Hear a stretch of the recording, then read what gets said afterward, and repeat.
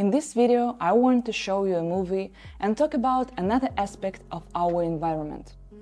The examples of the influence of the environment I gave in my previous video, the Stanford experiment, the problems with bad company of children, they are kind of obvious, aren't they?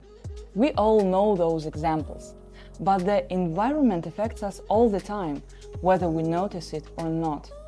What if our environment does not make us beat up other people or lie, just doesn't let us be authentic, does not accept us as we are? Is that scary or not? What are the consequences of that? Hi, I'm Anastasia, a climate psychologist and master coach. Welcome back to our community of eco-visionaries. Today, we continue to explore the true nature and power of the community and environment we live in.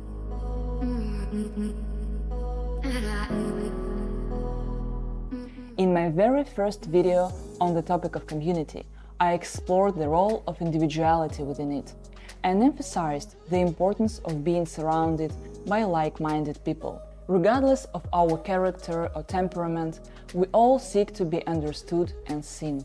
Today, I want to speak about a movie that vividly illustrates what happens when a person does not find understanding for their anxieties among loved ones. This narrative is similar to those experiencing climate anxiety, who often confront misunderstanding from their closest circles. In such situations, their anxiety intensifies, they begin to question their own perceptions and mental health, until they encounter a community that has faced similar struggles and learned ways to cope. Let's take a closer look at how this is depicted in cinema and what we can learn from it. The film we'll be examining is Safe, from 1995, directed by Todd Haynes, which follows the story of Carol, played by Julianne Moore. Carol is a housewife who develops a mysterious environmental illness. It all starts when she gets sick in traffic.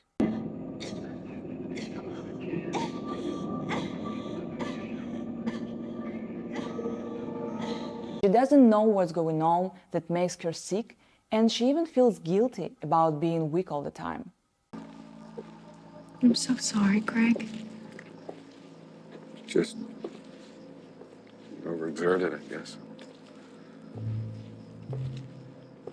As Carol's condition worsens, she feels increasingly alienated, not only by her physical environment, but also by the people around her who fail to understand or even acknowledge her growing anxieties. Look, Carol, from a medical standpoint, there's just no way to prove that this thing is an immune system breakdown, much less one based on environmental factors.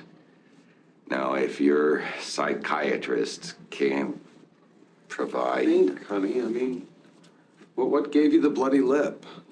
What would cause you to actually bleed? I don't know.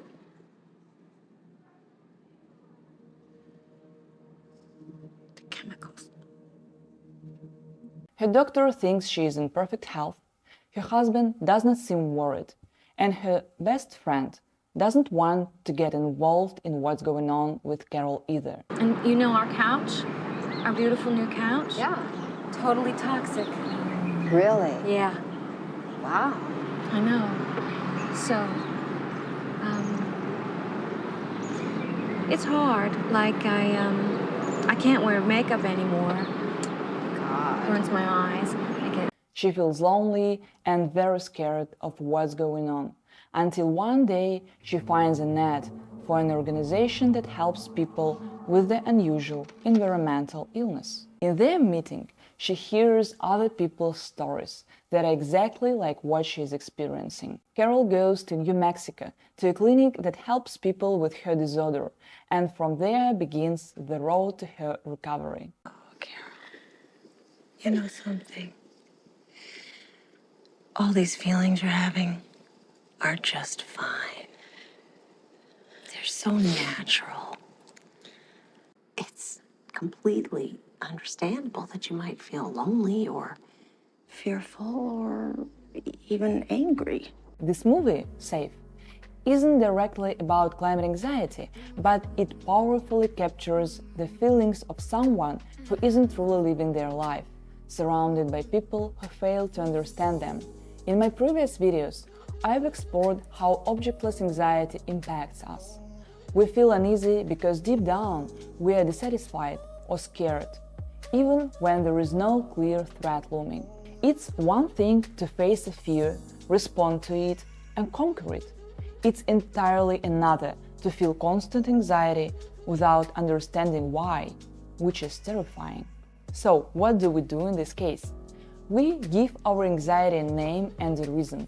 We find things to blame for our anxious feelings instead of digging deeper to understand what's really bothering us in our lives. In the movie Safe, Carol seems to have an ideal life on the surface.